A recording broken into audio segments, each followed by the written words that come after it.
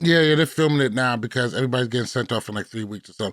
I've totally just stopped watching the like 2 or 3 seasons ago. I can't. It's not worth it to me anymore. The I just format want to is go bad. because Amanda and Fessy have broken up again. Oh yeah, They are no longer together.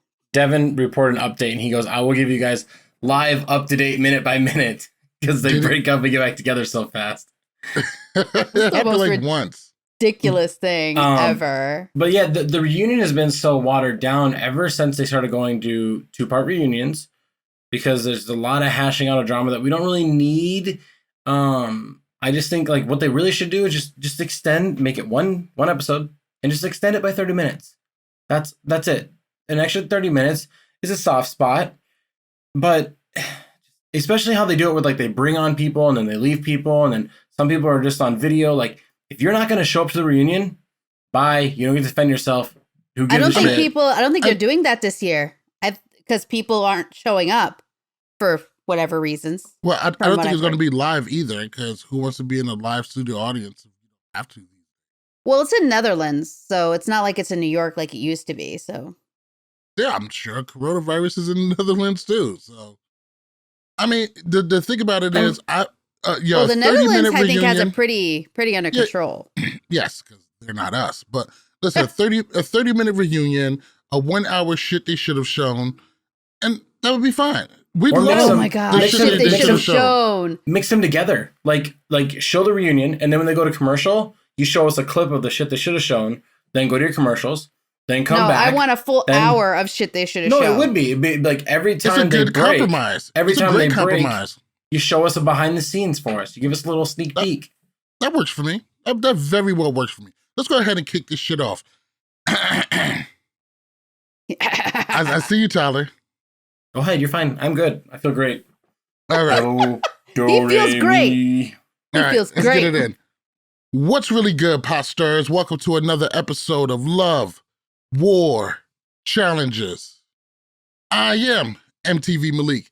He is Tyler at Lord Louder. She is Becky at Gift Master Bex.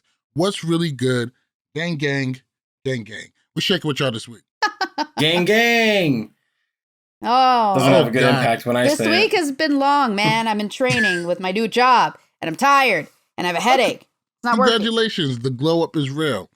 I'm not doing so bad myself. I'm going ahead and moving on up to the greener pastures. I'm at the same company, but moving up a level. So very happy to have that going on. Tyler, we know that you just got a new position. Look at it. We are out here thriving.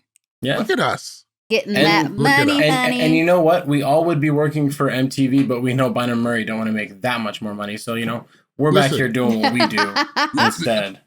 Listen, MTV on YouTube comes after us all the time. I am actually blocked by the official challenge page, which is kind of fucked up. I'm expecting a cease and desist from Under Armour at any point. Thanks, Gamer Vev, for that, because they want to go out and say some crazy shit. Speaking of Gamer Vev, what gender is Gamer Vev? Guy, I believe.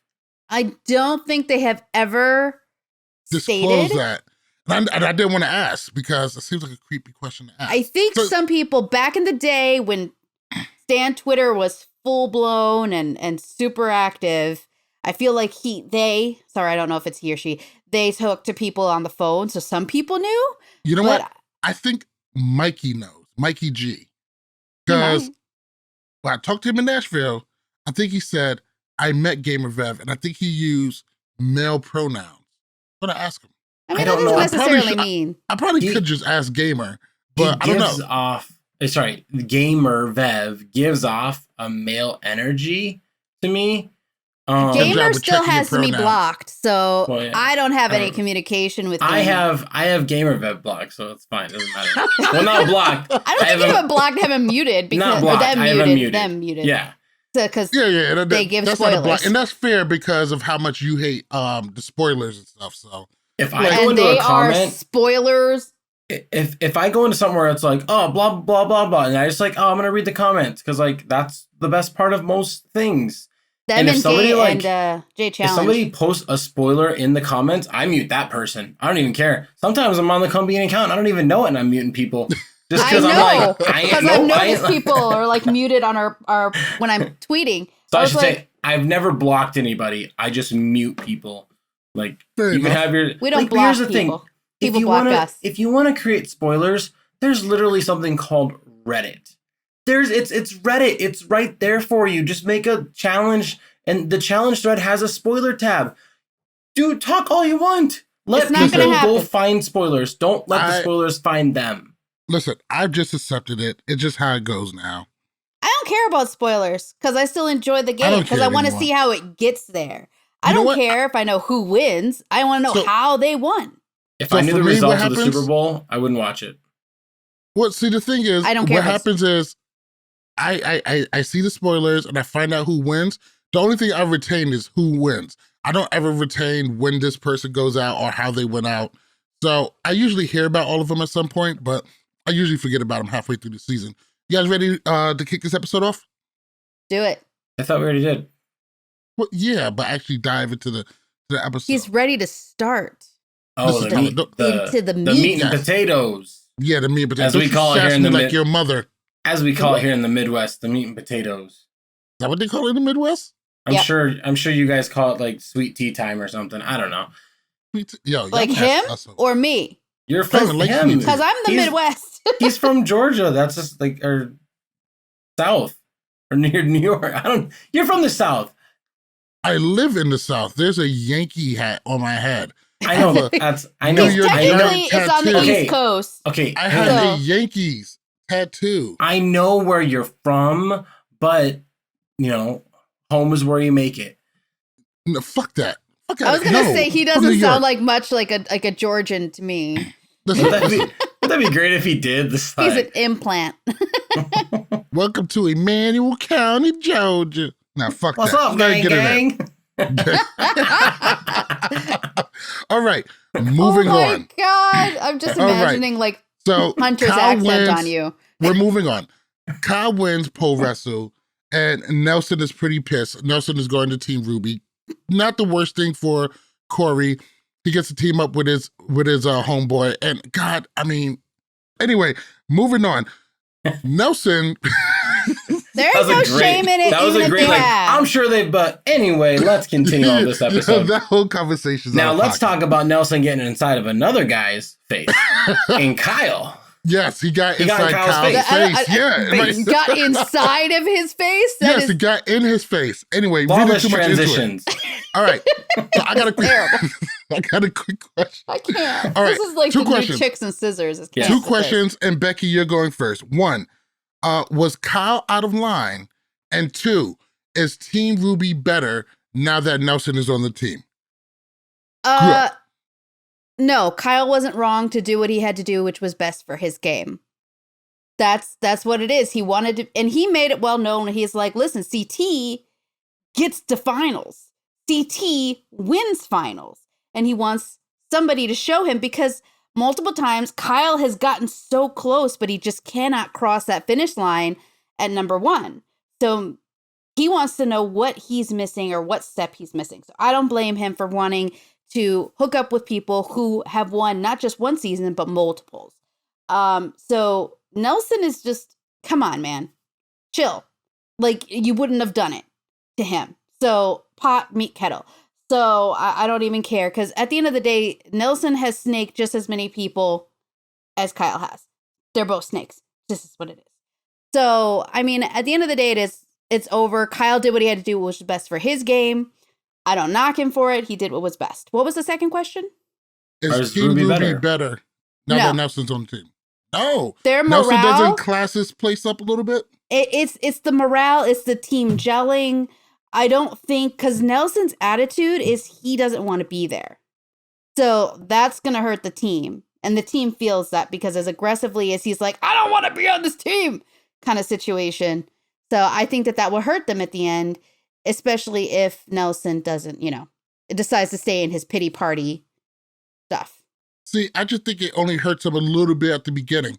But I think that's mainly because he feels a little bit of betrayal, that, you know, he feels betrayed that Kyle did this to him. He feels like he's in the wrong. Tyler, do you think Kyle is in the wrong, and do you think Team Ruby benefits from Nelson being added to the team?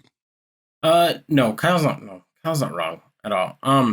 That's short and sweet. Here's the thing. I think when we look past the night, like when we wake up in the morning, I think morale goes up because like Corey's happy he's got his best friend next to him. And like if they win a challenge, then neither of them go into elimination. Like it makes sense. And if based on the format, they both can never get thrown into elimination against each other because they're never going to call each other out. So they're fine. Like it's really good. Like it's a good balance. Like they're either both safe or they're 50% safe. Now here's the thing. Skill wise, Kyle and Nelson are the exact same player. With two differences that like split. But everybody's like their agility, their speed, their puzzle skills, which are terrible, are the same. Their endurance and their ability to work with others are all about the same. Now, where they veer and they go different paths is that Kyle is willing to work with just anybody. Like he just wants to move himself along in this game, and he'll be loyal to you until you won't help his game anymore. Nelson will stay loyal with his number no matter what, and will never veer. But they both show signs of loyalty. Like Kyle's right now is really loyal to CT, really loyal. But if CT offers no value to him, he'll move on. I mean, that's CT like the difference knows that in their, too. but like yeah, and that's just their difference in gameplay. But otherwise, when you look at these two, they're the exact same guy to me. One's a little bit taller and British. That's the only difference. Like that's it. Very interesting. I wonder what those two guys would look like in an elimination. They both get they both get in people's faces all the time. They're very sensitive about that. Do they both get inside people's faces? Yeah, they both hook up with lots of people on the show. They both like that's the same. They both have like these like really angry vendettas with like veterans sometimes, and they just get in there. You know, it is what it is. You know, Two it's sides of the same coin. Yeah, right. really. So later on in the A block, we see CT talking strategy with Emmy, and he's pretty much putting the battery in the back. Like, yo, you got to go down there, you got to control your own fate. You can call out Bettina, yada, yada, yada. I think this is what you should do. And he mentioned that like he didn't want to come off as manipulative. But while I'm hearing this and looking at it, that's exactly how I feel that he is coming off. He's trying to control Emmy so he can have a stronger team. So one, is CT being manipulative in this situation?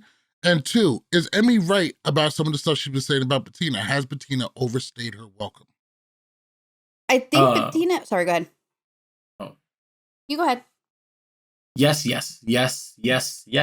everything. Bettina looks like the type of competitor, if this was 2005, she would have went home by episode 3. That's just the truth. She's an attractive girl that has some quirky trait about her laugh, and she's okay at challenges. That person normally goes home early.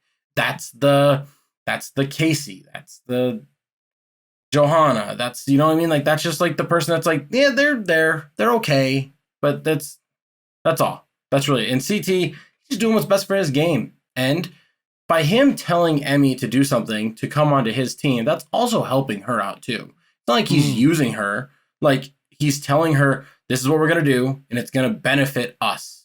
It's going to benefit him, but she's going to get something out of it. Okay. And Becky? I agree. I believe Bettina is just floating by. She's skated under the radar because she is not, I guess, in a lot of way in the drama like some of the other women rookies were. So she was kind of overlooked in a lot of ways, excuse me. And plus she was also partnered with a pretty, strong vet with Corey. So I feel like he kind of buffered her a little bit.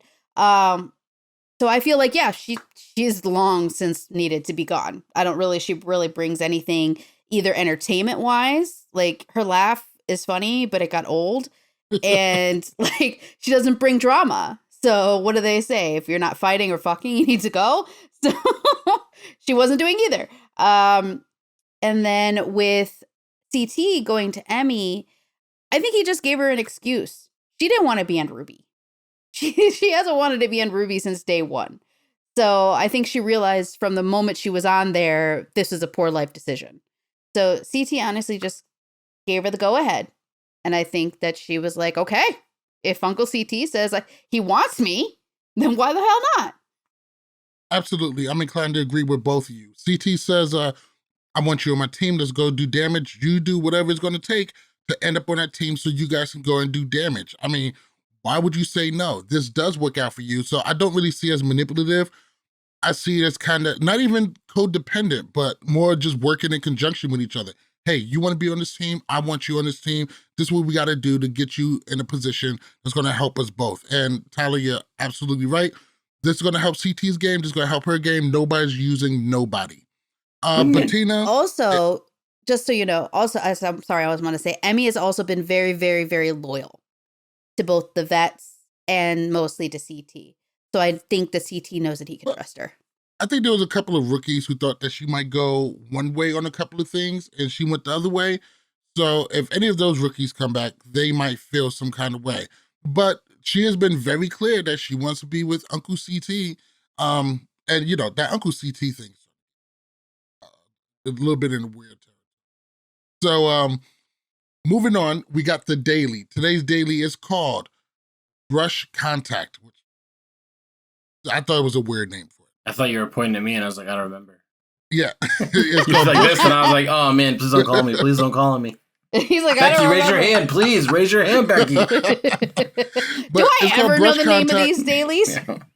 So they have smoke bombs and bags of money, but let's be serious. This is just a game of rugby. Take this bag, run it across. Red Rover. Yes, exactly. Can you get through? Very Yeah. simple, very physical. No surprise here. Team Emerald gets the win once again. But let's go ahead and talk about this daily. It was very physical. It has smoke bombs. It was a little bit less flashy as some of the other ones, but you got a lot of speed, a lot of agility, got to use your brains. What were some of your guys' biggest takeaways and some of your favorite moments from today's daily? I mean, I'm a little bit irritated because at the end of the day, Emerald had an advantage because they had more players. So the fact that Tyler,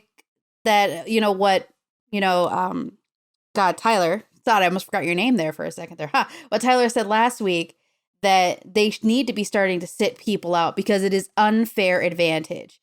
Now, mind you, we have learned from the War in the World days that having more numbers isn't necessarily going to be a good end game. But I think that right now they're really benefiting, and they can't really celebrate that they're doing so amazing when they have two more players than than some of these other teams. So you feel like production should have done something to even this up a little bit? Yeah. I think it's unfair. It's an unfair playground. As much as CT can probably, trail through all these guys, he can't carry the entire team on his back. It's not fair. He better try. Tyler, he definitely did try. Do you think that production should have done something to even this up a little bit? Yeah, literally last week I said, like, if Emerald gets to use more people to do stuff, this is like playing football with 10 people against 11. And this week they played football like it was 10v11. Emerald having 3 runners at all times, both guys and girls stages, made it inevitable that one person was always going to get through, because somebody can't tackle. Like, there's 3 ways to exit. Now, if there was only one, like 2 hallways you had to go down or something, you know what I mean? Where it was wasn't as wide. Right. But I mean, as soon as somebody was like, all right, they've got you 2, I'm by myself, I can walk across. And if one of the other people, and that's what they did. And then if one of the other people ends up beating them, now you're ahead, because when Kyle and CT go through, they have to go against 3 people. Like, how does Emerald get the extra person on offense? And I know some people are like, well, they lost a person, like they didn't lose a person in elimination. Yeah, because they haven't been eligible for elimination. So their team is always going to sit at the top. I think there should be something they could do, especially like in this spot, because we're like, hey, it's a girls' elimination. You guys are up 6-3, or you could have, I don't know, you probably have to get rid of a guy. But you just get rid of a guy, and it doesn't matter because it's a girls' elimination. So Josh, you have to sit out. You drew the small shtick, and what you have does to Josh got to sit out? He's the first name from that team I just picked, and and it doesn't matter because Josh isn't going to go into elimination anyways, and it makes the playing field more fair. It's 3 girls against 3 girls everywhere, and it's 2 guys. I don't know. Okay. I don't know. It was a weird situation. But okay, so Team Emerald right now they're 3-0. They should have won, been winning. So shouldn't they have the advantages that come with being on a winning streak? I'm pretty sure production thought that would be a tad bit more even going into it. I don't think they really thought that they would get a team so dominant. But why should they be punished for being successful? Why should they be victims and Team of their Red own can't success? stop fucking up, man. They're not getting They keep getting punished, but like Malik, you and I go up to play 9 holes of golf and you keep teeing off from the red tees, you should beat me. You have an extra 30 yards on me every time we go to drive. So if you lose, you suck. But if but you should never lose. You should never lose because production, aka the challenge gods, are handing them a nice handicap here to help that little buffer. Like they had an extra turn on the little rotational thing. They didn't get it. Now here they have an extra body to run through. It's just an advantage. But didn't they draw straws on War of the Worlds too? Once USA got up over UK, and some people actually sat out in some things. I think people They were had like a mud pit thing. I think they voted I think they did the bump themselves. Yeah. Oh, you know what? Yeah. No, you're right. The mud pit because Paulie didn't get to. Yep. Paulie play didn't get to play because they had he- too many people. He pulled I guess they pulled it out of a hat. I think it was like balls or something. Yeah. So You are in your correct. opinion, is this done deliberately by production? Do you think they're doing this on purpose to give Team Emerald? Is this their golden child right now, or Seems like is they this want just? some people to win. Are they just? I mean, do they not want CT to win? Maybe Not they want really. Josh to win. I They mean, want I new think they're- winners because they can't do a champion season until they get more winners that aren't in the old folks home. So they got to get some more young winners. Yeah, that's a old fact. folks. Oh. I'm just being honest. What has every show ever done? They've always done like a big all-star show. They've always done a champion show. They've done some version, something like this. The challenge can never. All-stars now. Yeah, but that's not. But the all-stars That's is not just champions versus hey, non-champions. Mark, do you like this person from the Real World Challenge days? Yes. All right. Hey, you're on the show. Do you like this person? No. Like that's all it is. Also, it is a popularity contest. Their casting's not even right. Do you know that Dan is an alternate for season 3? Dan being an alternate is a crime against humanity. He's Dan one of my was favorite characters of all time. Entertaining. So fucking entertaining. He's great. And he's a nurse. But the here's the thing. Does production want Josh to win? Probably, because they love Josh. But I think more so they want Casey and Tori to get wins because they already should have wins based on the way that they're put out there. They're produced. I mean, Tori is with Anissa on the Challenge podcast. You're gonna tell me? I mean, a portion of me feels like Tori gets that is because she has a personality, and obviously with what happened with Jordan, or she was kind of their golden child for a while because of their golden couple status. Yeah, that's fair. But I just feel like if there are certain people that we see on the challenge that I feel like production really wants to win, which is totally fine. But it just the whole point the show is called The Challenge, and one team is not getting challenged at all. So that's an issue right there. I mean, Cara Maria said on a podcast that she doesn't feel like she will get an invite back until Tori has won a challenge. That makes sense because Tori can't beat some of these other people, and Casey can't beat some of these other people. So I mean, yeah, that's my thing. But in all saying that, I would love Devin to win. I think he'd be a great champion. I think he would be so he'd be so braggy about it at all times. I actually think we'd enjoy it. Are you saying he'd be a good winner? He would never win another one. He'd be so annoying. He would walk into the reunion like he was Aaron Rodgers with like a championship belt. He would get a custom season 37 championship belt, and then he would shotgun a beer over it or something. Like that's what he would do. I could just fireworks, pyro. Yeah, he would have his own pyro to his entrance. He would. All right. He's so bad. So Team Emerald gets the win. Let's go ahead and move into some C Block drama. So we almost immediately to the house, we get Bettina approaching Tori. She wants to be voted in. She gives her assurances that she won't go Team Emerald, won't break it up, but she wants to pick her own opponent. We got that. And we also got Nelson, later on in club night, we got Nelson and Kyle talking. They get to make nice again, which was one of the scenes that I fucking hated. And probably the best part leading up to that was Amanda going around threatening Team Emerald. So let's go ahead and touch on the one that I hated the most. And that's Nelson and Kyle becoming cool again. During club night, they sit down, they hash it out. And Nelson says, oh, I'm just emotional because of this, because you're my friend. And Kyle's just sitting there like, I'll tell him whatever he wants to hear. Like, yeah, we're good, we're straight. I was selfish, I'm sorry.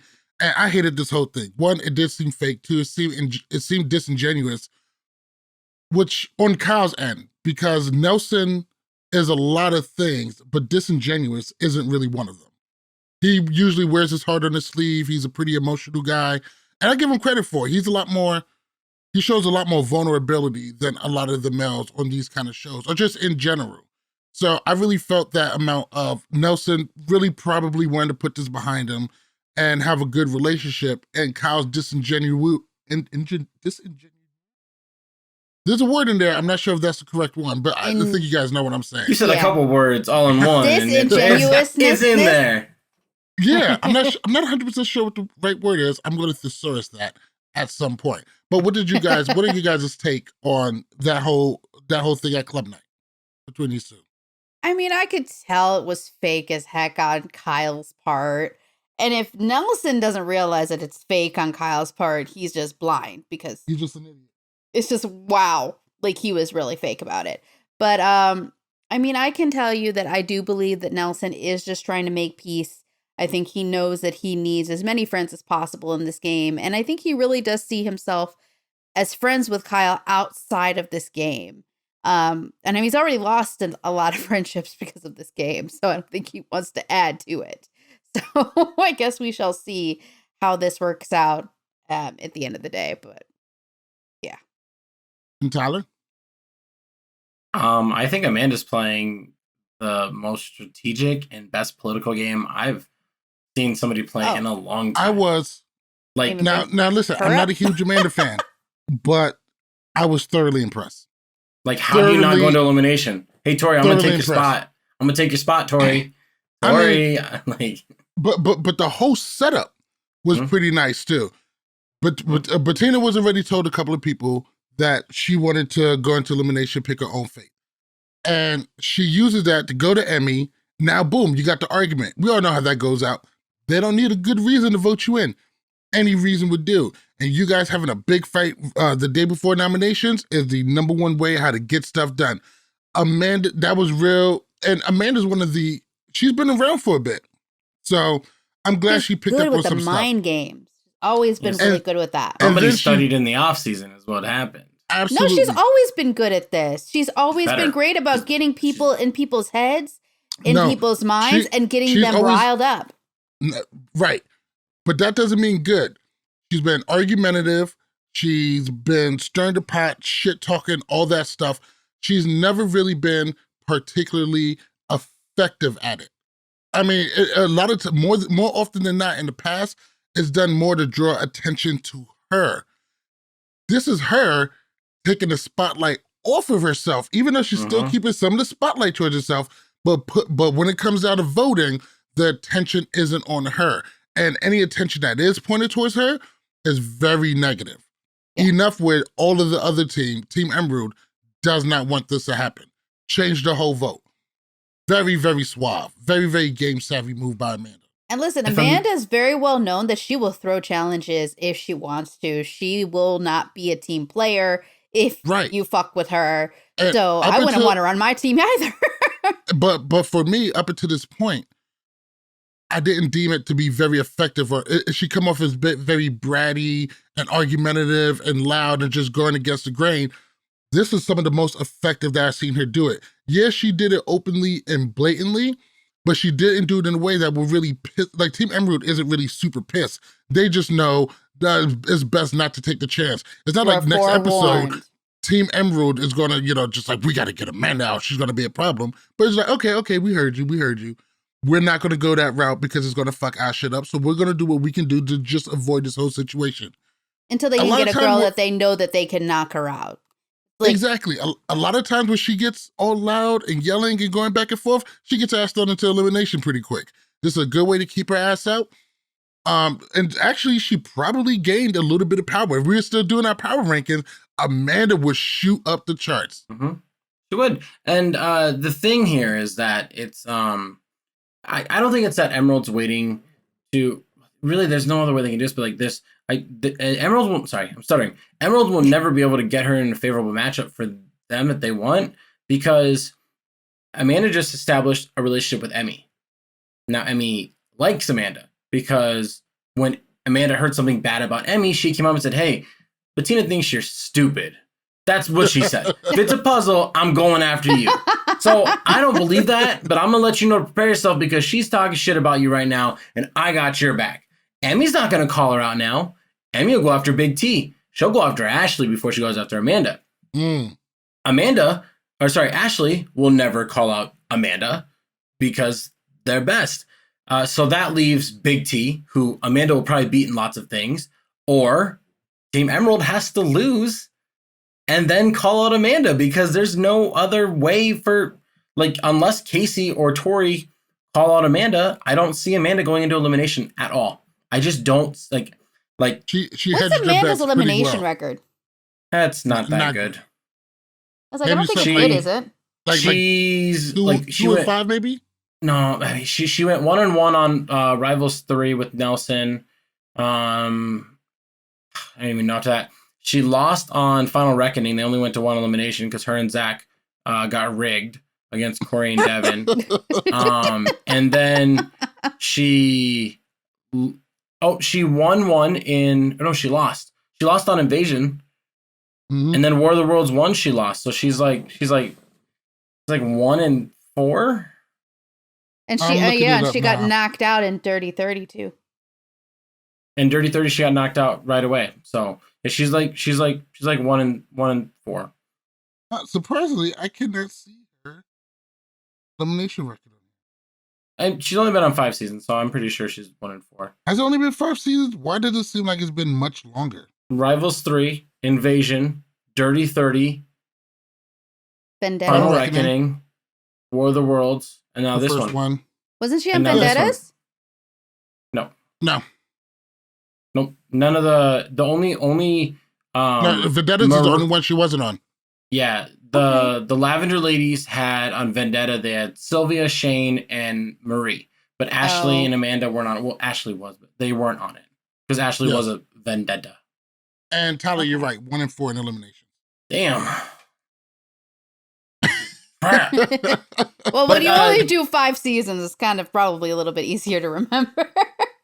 Yeah, but that's just, so realistically, unless Team Emerald puts her in directly, which they probably going to be scared to do, because if she wins, she's going to come back. And there's a decent amount of people who she can beat.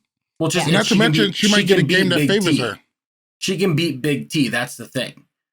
And if it looks like it's a puzzle, she can call out Emmy. That's it. So she has 2 options. If it's a puzzle, call out Emmy right away. That saves Big T for another week. If it's anything but a puzzle, call out Big T. And then you're good. But she'll never call it Ashley, because that's all. Big there's T only 4 girls left. Isn't that good at puzzles either, though, is she? I don't think she's that good at Not puzzles. but particularly. But that's when you can get her out. Like, if you're gonna go against, I'm trying to think. Like, if you're gonna go against, I don't even know, Johnny Bananas, try and do an endurance elimination. Stay away from everything else, but go endurance. Try and take him down on a season that he looks like he's worked his upper body more than he has his lower body. That's what kind of happened on Dirty 30. It's happened on a few other seasons, but that's just like you. Can I just say, Kyle needs to stop skipping leg day because he looks like he has twigs. Yeah, that's most challengers, I feel. That's a fact. He's all up and no bottom. That is just the majority of like alpha males. Like, that's just all that is. Like, I mean, look at Corey. He's sturdy. He's sturdy on both ends, man. Well, he's a real athlete. Yeah, he's a college athlete, so it's a little different. Nelson is too, though. Too, I think he's pretty thick on the body. Nelson does not run like he grew up an athlete. No, he definitely runs. Nelson, the way Nelson runs is as if like all of his friends were athletes, so he also played sports. But like that's Nelson. Like, his that's running was based around running after the ladies. Yeah, that's all he's worried about. It does. It looks like he's like tiptoeing into windows and everything. He has upper body strength to get in those windows, though. No, it's quite a right. It's quite a right. Yeah, don't want to talk about men's legs anymore. Moving on to nominations. I always want to talk about men's legs. We can talk about their butts too. That's also nice. So this nomination was particularly interesting. Bettina kicks it off. She makes her case. I thought it was fairly solid. Wasn't anything razzle dazzle. She wants to go in. And then who chimed in immediately right after her? And then Emmy chimes in. Yeah. Makes her case. No, I'm sorry. Amanda chimes in between them. I wore emerald all day. Yeah. Oh God. She keep wearing the emerald shirt. This is why they call her Satan, because this is where she is most comfortable. Talking shit, being loud, and stirring shit. This is where she is at home at. And it's funny because on an episode like this, where she's just sitting there popping shit, taking a little bit of power for herself, kind of threatening people a little bit, even though Devin was just like, it doesn't affect his. It doesn't. I don't negotiate with terrorists. I'm like, really? Which Devin? I thought that was a great quote. But she is really at home. It's nice to see Amanda hit her stride. She just needs to start doing this in dailies and stuff because her daily win record is pretty pathetic. But if she could start putting that stuff together, she could be a real winner. Amanda really needs to start. She's great. I think she's great mentally. She just needs to do more, physically. Amanda needs to do is take a page out of CT and Carmen Maria's book, and that was show up to every season better. Now, of course, CT fell off a little bit, but look at him this season. Looks pretty fucking good. Did CT ever fall off? CT was dad bod CT. He was still winning. I'm talking about his shape. Like dad bod CT. I thought you were saying like as a competitor. I was like he's like he was a 10 and then he fell to like a 9, which is still pretty good. And then he went back to a 10. Like that's like as a competitor, I'm saying. Yeah, just a slight dip. Like, oh man, you fell off. Yeah, I'm a 9 now. Yeah, my bad. You're still a 6, so shut up. Yeah, on the days he didn't care, he was about an 8.5. But you know what? Coming up, that's what made me the huge Carmen Maria fan. Every season, she came back better, more willing to play. I think if Amanda, really, put on some muscle mass, worked on her cardio, really start putting this shit together. As a character, as a Satan character, as a shit starter character, whatever, she is amazing. And she brings a lot to the show. Amanda could become the face if she put in work in the offseason.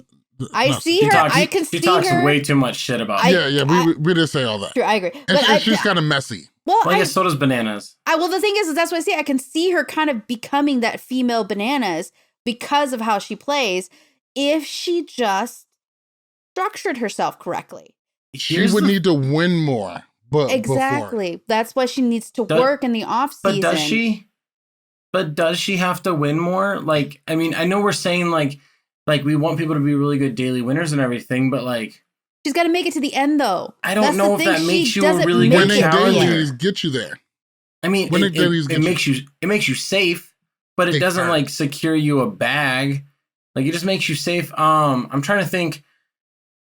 Like, Team America, they won a lot of dailies. It didn't work out. The vets in the gauntlet Gauntlet 3. Really bring that up with Team America because they got screwed. But that's kind of the exception to the rule. Okay, they really dominated. Kenny and Laurel on dual on Fresh Meat 2. They won a lot. It happens, but the people who win a lot of dailies usually will do better. Not every single time. It's just like in the NBA, the team that wins the most games doesn't mean they're going to win the championship, but it sure as fuck helps. That number 1 seeding helps. Yeah. No, it does. And here's the thing. I don't think Amanda got stronger. I don't think she got smarter. I don't think that she put in a lot of work in the off season. I think she became a mom, and that changed her mentality. Where we get this fight or flight type thing, and she never flies. It's just fight or fight is what her mentality is. But she's always got this little chip on her shoulder that she's doing this for somebody. She's always worrying about the people and like. So I think that's the biggest mentality. I think becoming a parent on like we see these challengers, it like turns a switch in them because I believe Corey's a better challenger ever since he's had kids because his priorities are different. He actually is like focused on, I have kids. You know what I'm saying? And Yes. I totally believe that after season 37, spoiler alert, if you're only watching the show and you don't look at anything else, Kyle just had a kid. But I'm just saying, because there are fans out there that just watch the show. But I think like Kyle talking 30, about his kid on the show will kind of. But the kid's not born yet. But I'm saying on season 38, we might see this mentality of like, holy shit. You know what I mean? And it just turns a notch. I don't know what it is.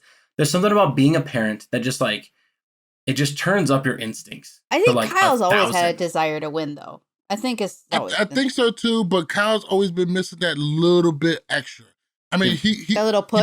He made it to 2 finals. He performed pretty well, got close, but just needs a little bit more. I mean, but look who he's lost to. So True. I think Kyle is one of the male competitors that's going to be, who's poised to win one of these pretty much any day now. And that goes with Devin, Corey, and Nelson too. Maybe Devin a little bit less, but it's real surprising that Corey hasn't got one yet. So we'll see how that goes in the future. I know it. I really know it would cheapen a championship, but I really think that it'd be really good for them to do a contenders season and do. So basically, another invasion. No, but no champions. Nobody that's ever won can be on the show at all. And I know it's like, oh, well, of course they don't have to go against champions, but the challenge needs more champions. Like you guys saw the challenge stats put out a thing. There's been 89 champions in 36 seasons. 89 champions. How many in the last 10 seasons? I don't even know. Different people, probably like an 8, 9. You know, back in the first 10 seasons, they used to hand out trophies like it was an 8th grade soccer team. Everybody gets a participation. You get a trophy. Good job. You get a trophy. Yeah. Like, you know what? They could use 1 or 2 seasons of like 8 winners coming in. And you don't even got to give them a whole bunch of money. No, think about that. 4 teams of 8, or just do another battle of the seasons, but do it all contenders. And then you get four brand new winners, 2 new girls, 2 new guys. It's been too long since we had seasons. I mean, I guess you could do War of the World seasons and stuff. But you just do like Team Big Brother, Team Are You the One, Team Survivor, Team UK, and then you do, or you just do alliances. You do Battle of the Alliances. You do Team Young Bucks. You know what I mean? Team Good Guys. You can just do so much with it, and I think it'd be really cool to see those dynamics. I don't know if they really can have a season with no champions. I feel like people would be. That sounds like a YouTube video that that we're gonna have to create. I'm gonna create a season. Yeah, I feel that was good. I'm gonna WWE 2K this. I'm gonna still create waiting a on season. the other YouTube channel, ideas that I've given you. They're all right here. Get that little fucking notebook. In my little notebook. I was like, get it out of your notebook and get into an actual video. I got a pen handy. I got a pen handy right now. Fucking notebook. Okay, Laurel. Moving on to this elimination. This elimination is going to be called Bombs Away. Emmy gets voted in. She does what most of us think she's going to do. She calls down Bettina. It's called Bombs Away. They got to take this rocket that's hanging on and they have to swing it into 5 targets. Unfortunately, the minute we see Bettina walking down on Gingerly, and it was a nice walk and everything, you could just tell she's like, I'm fucking over this. She wasn't going to win this, not even by and she got completely skunked out. It was completely an embarrassing way to go. But I think it's all boils down to she was just over it. I think that mentally she was broken down throughout the episode, feeling like the whole house is against her and people talking smack about her. I think she was broke down mentally before she even stepped foot into the ring. I think Emmy also knew this. It was an easy target. Unfortunately, I believe if anybody else was in that ring, they would have still won. She didn't want to be here no more. She was ready to be out. That's why we got the performance that we got out of Bettina this evening. What do you guys think? She's just not very good. I don't know. That's just she's just not good. Like, yeah, that's but all it is. I think her being broken down, it's one thing to not be good at this. It's another thing to not even try. And I feel like we didn't even get her trying. I think she was broken down before she even got in there. I agree. Like you saw people telling her what to do, and she was just la la la. You know, she didn't want to win. Like she was putting like maybe 25% in effort. I think if she really put her mind into it, and I think you're right. I think she was mentally beaten before she even went down there because nobody gave her any chances to win. Because everybody, she felt like nobody really believed in her like that. Corey did his best to try to, pump her up a little bit, and it makes me a little bit sad because this, the last couple of episodes since Team Ruby was formulated, Corey has tried to step up and be his team leader, and not from a lack of trying, but he has been doing bad. Morale is down. His team has been doing bad, and this speaks on Corey as a leader. I think he's trying so hard. I think he wants this, but I don't think Corey can really. I think he's been failing at trying to inspire people. And seeing Bettina go down there and get waxed the way that she did, she was going to do bad anyway. She was going to lose anyway. But this is the challenge. We love to see people get challenged. And when you don't even try, it defeats the spirit of the show. I mean, God, remember on the duel, Derek versus Big Easy? He should have got washed up. But he said, you know what, fuck it, whatever happens, I'm gonna try my hardest and do what I can. Who would have even known that Big Easy would have folded in the manner that he did? And he won. These are the things that make the great moments. I'm not trying to bash on Bettina. I mean, it's okay if you do. She's never coming back, so it doesn't really matter. No, to be honest. Yeah, she's never coming back. But it was mental. It was the mental game. They broke her down mentally. She went in there not wanting to come back. And it's sad. I think she was wallpaper for such a majority of the season. If she had done a little bit more, maybe she might have gotten a small invite to just see if maybe they could get something more from her. But at this point, yeah, she was not in it. She knew that she wasn't going to be able to do much, and she didn't care. No, she wasn't a great challenger. And one of the best things about this international cast is they are inexpensive. They are cheap and they cost a dime a dozen. Because we don't need. No, they're cheap. Wait, come on. Who do you think costs more, Bettina or Corey? Corey's one of the top paid challenge guys. Top 3 or 4. Bettina gets paid $1,000 a week. Disclaimer: I would say this for a male competitor as well, but I think she was only brought here for 2 reasons. They're the same reason, but it's 2 reasons. And that's really the only reason that she was brought onto the show. There's no other reason. I'm sorry. What 2 reasons? What 2 reasons are you trying to insinuate that she was brought on the show for? I'm saying it was 2 huge reasons. She was only brought here for her physical appearance and 2 main contributors to that. And that's it. And I would say the same thing about I'd say the same about Gabu. He's just an attractive type Guido. He's just brought here for his face. One reason, his face. That's it. I think he's Polish.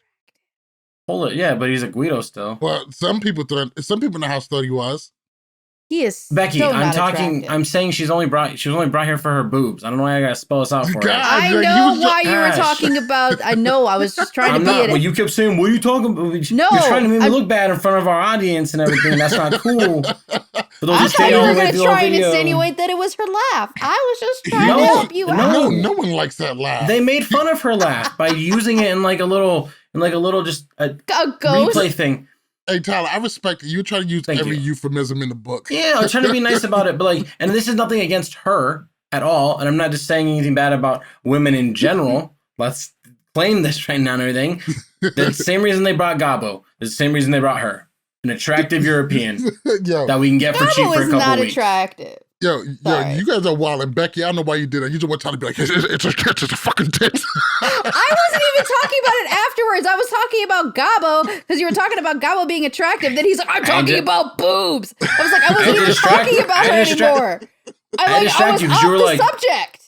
You were like, what are you trying to insinuate, Tyler? No, at the very beginning. And then he brought up Gabo and I was focused on Gabo. The conversation was over about her. See what I did there? That's called the Amanda tactic. You thinking one thing and I distracted you and brought you over here. But you didn't get it. You brought me back. I was totally okay with going on with Gabo. But you that's just all it is. had to bring it back up. That reason is why I think she won't get brought back. Unfortunately, that's just what it is. I think she was brought in to bring in a small audience from her show. She's attractive. She'll hook up with some people, and she just, she has cats she's got to get to. So, cats, wow. Don't talk shit about cats. That's what she said. She said all we needed to know about cats. She talked enough shit about them. So Emmy gets the win, and of course, she freaks out and does, this is for my mother, and does a whole spiel. That shit's starting to get tiresome too. Because this is a rare thing right now that we're in. What's that? 3 elimination wins in a season is very rare. Yeah, normally, there's not a whole lot. Normally, going into your 3rd elimination in the same season is a death sentence. It sends home a lot of people, but she's, because it sent home like Cara on free agents, sent home Wes on ruins. And Wes is one of the few who's won 3 in a season. He's been on both spectrums of it. But yeah, I'm sure if we went through and looked, there's like Wes, Casey, Sarah, Johnny Bananas did it on free agents. Laurel did it on free agents as well. Oh man, I'm trying to think. There's probably a couple more that I'm missing. I think Jordan did it on World of Worlds too. He went into 3, right? Yes. He went into 3. So yeah, it's a very small, prestigious list. If you didn't notice something, huh? Cam did it. If you didn't notice something, everybody that I just said right there, they all either went to the final or won the final. Like, what's their name? They should have won shit. Adam and Brittany won 3 in the season. Oh yeah, okay, God damn it, they ruined something good. Like I literally just was like, everybody's been to the final and everything, and then. And I think that's everybody. I think that's everybody. But we're missing. Did they win 3 or did they lose in their 3rd to Johnny and I think they won 3. Avery? I think they won 3. I gotta say, Bloodlines, Cara only went into 2, right? Cara and her cousin. Oh no, they did go into 3. Because Jamie went into 3. Cara went into 2. Yeah, well, I mean, technically as a team. Technically, they both went into 2. Yeah, and then Cara went against. No, that's because technically they both beat Johnny and Vince, and then he won against CT and she won against Anissa. Well, he didn't win against CT. He just lasted longer than Abram's brother, Mike did. That's all. They both got smashed, and then she beat Anissa. Yeah, but listen, that's the same thing that happened with Tyler in Cutthroat. I'm trying to think of her name. I loved her too. Svetlana won 3. Svetlana, she beat Tina? Beth and Tina and Anissa. Yep, she won 3 and she went to a final. Yeah, she did. Tina, not Tina. Tina. I said Tina. I said Tina. My bad. Oh, okay. I think that would be the list. Sounds like a YouTube video. Yeah, I got an idea. Let's stop saying what great YouTube videos would be and start fucking doing it. I'm saying, okay. Take it off of the paper and put it in a video. Anyway, cleaning up. Emmy gets the win very decisively, and she goes to Team Sapphire, taking Amanda's place, just like what she said. And I think that was a completely fucking idiotic move. Fuck Team Sapphire. Go on Team Emerald. You can still work with CT from the other side. In fact, you probably do even better because you got somebody on another team working with you. I think she should have jumped to Emerald. Well, she's already got someone working on Team Emerald. She's got Emmanuel helping her out on Emerald. Yeah, but she's also on the team with the least amount of players because now they have 4. Like, she went to a team with less people than she would have been. And they're all good competitors, but they're going to start getting picked off pretty quick. But I'm also starting to feel like the final isn't too far away. I mean, how many more of these do we have? I'm crossing my fingers for a purge. I don't even know. I think, so next week, we're going to have a guys elimination. And then the week after that, we're going to have a girls' elimination, and that'll be when All-Stars debuts. I'm feeling that... Finals right after that.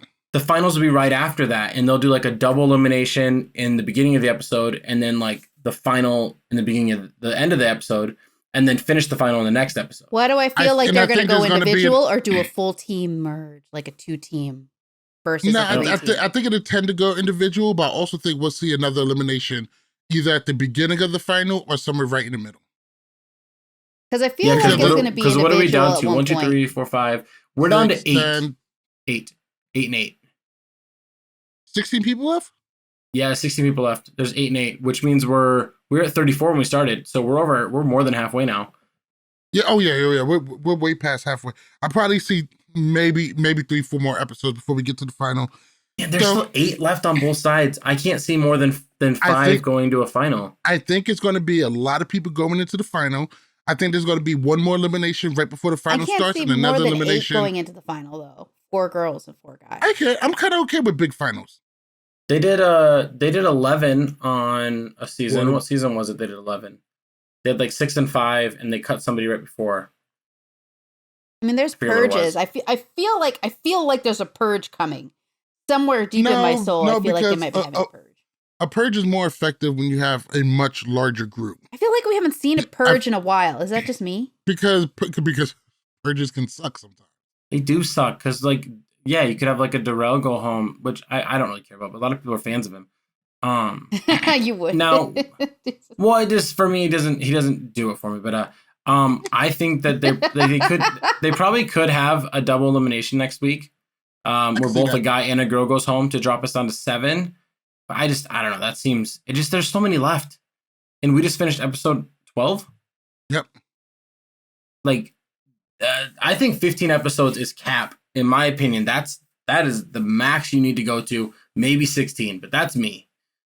They're going to push 20. I'm kind of okay with the 16, 17. 20 is a bit much. They're going to push it with the reunion. And what was it? It was which one of those had like 24 episodes? I think maybe it was Vendettas. Vendettas ran way too long. Yeah. I think that was closer to 24. So I'm cool with the 15, 16. That's fine. Well, I mean, even Feel Bad Reckoning went too long. Some people feel that way too. Oh yeah, and they had all the extra episodes with the Flop House. Yeah. Redemption House. I think I like the Flop House better. I think the Flop House sounds much better. Oh god, the Flop House, that fits so much better too. That's what they need to call it when they bring it back. The Redemption House is stupid because it robbed us of potentially getting a decent challenger in Chuck. It gave us Paulie. No, it didn't give us Paulie. At the end of the day, Chuck wasn't going to make it with Brittany as a partner. It just wasn't going to happen. Doesn't matter though. He could have at least got to play the game. I would be so okay with bringing Brittany back. Nah, I'm okay with bringing Brittany back, but the reason why they weren't going to work together is because Brittany and Chuck were not going to be able to be partnered together. This was never going to work. I believe Chuck would have been a good challenger watching them individually, yes, but not as partners. Maybe not. But that's going to do it for us. Thank you guys so much for joining us on another episode of Love, War, Challenges. Make sure you follow us on Apple and Google Podcasts, Spotify, iHeartRadio, Deezer, pretty much anywhere you get your favorite podcasts, we are there. Make sure you visit shop.lwcpodcast.com and pick up all of your LWC podcast gear. Make sure you visit shopthechallenge.com. Pick up all of your custom challenge gear. That's All-Stars. That's this season. That's Double Agents. That's the regular classic one. That's the classic one with the flag. Dirty 30, anything you need, we have it there. Make sure you visit our website at lwcpodcast.com. Make sure you follow us on Instagram, Facebook, and Twitter at lwcpodcast.com, and follow us on TikTok at Love War Challenges. Did I miss anything? No. Okay, sounds perfect. Once again, I am MTV Malik. He is Tyler at Lord Louder. She is Becky at Giftmaster Bex. This is Love War Challenges Podcast.